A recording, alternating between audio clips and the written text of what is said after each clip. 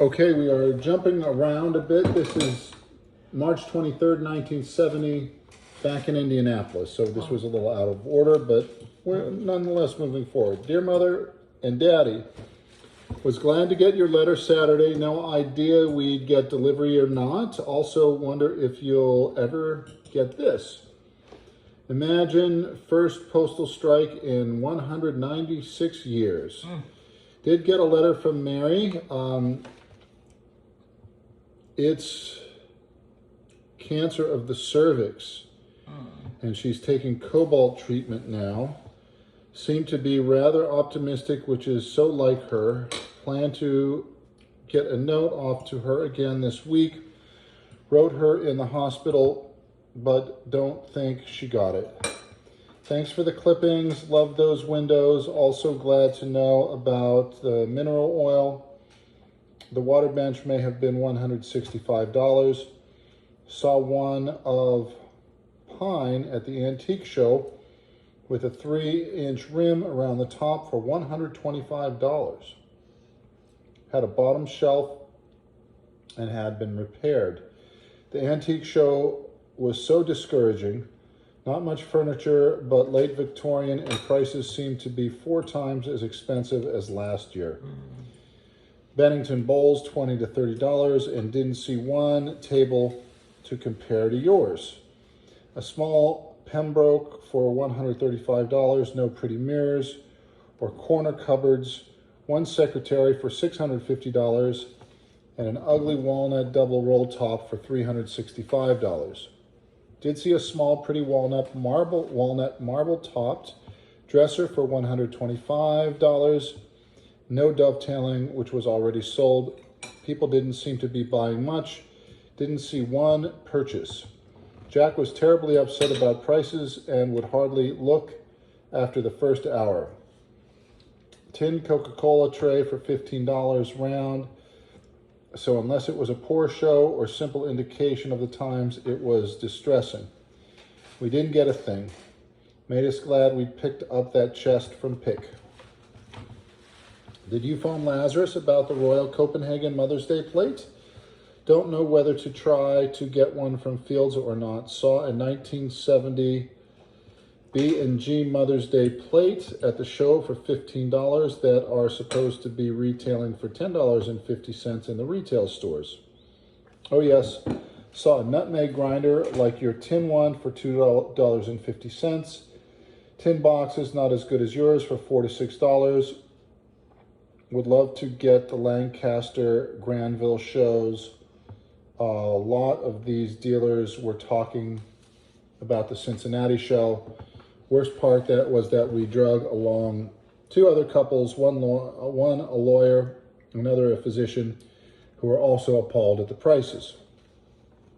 Do hope that you see Clara if she's still interested in giving us the Wedgwood small chance. We should pick it up when Jack comes for the stuff with the trailer.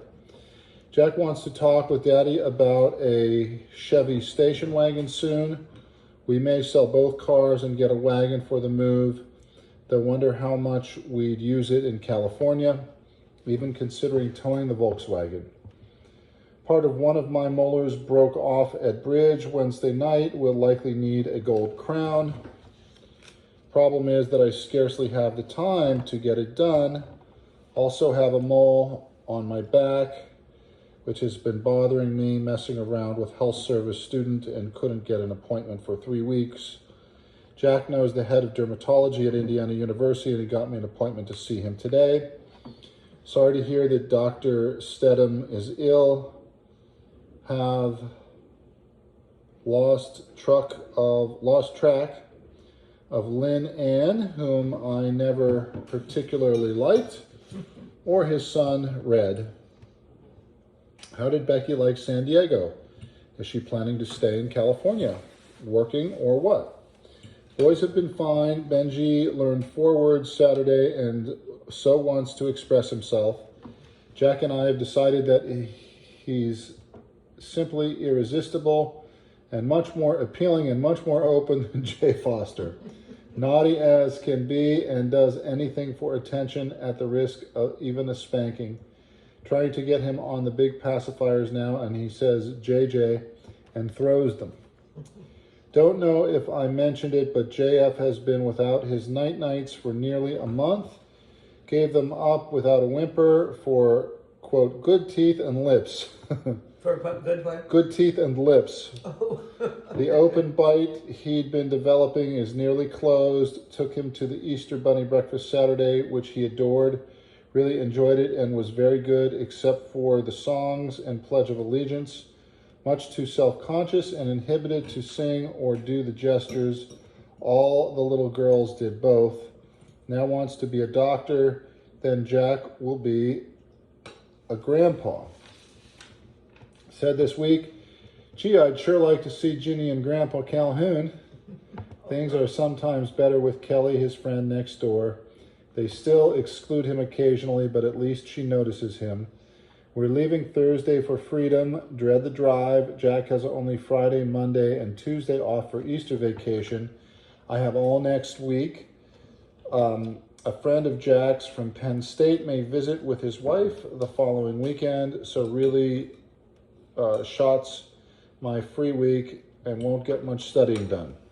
Must fly. It's havoc time as the kids now breakfasting. Take care. Happy Easter. Using the stuff you gave the kids last year for their Easter baskets again. Likely won't survive for another year.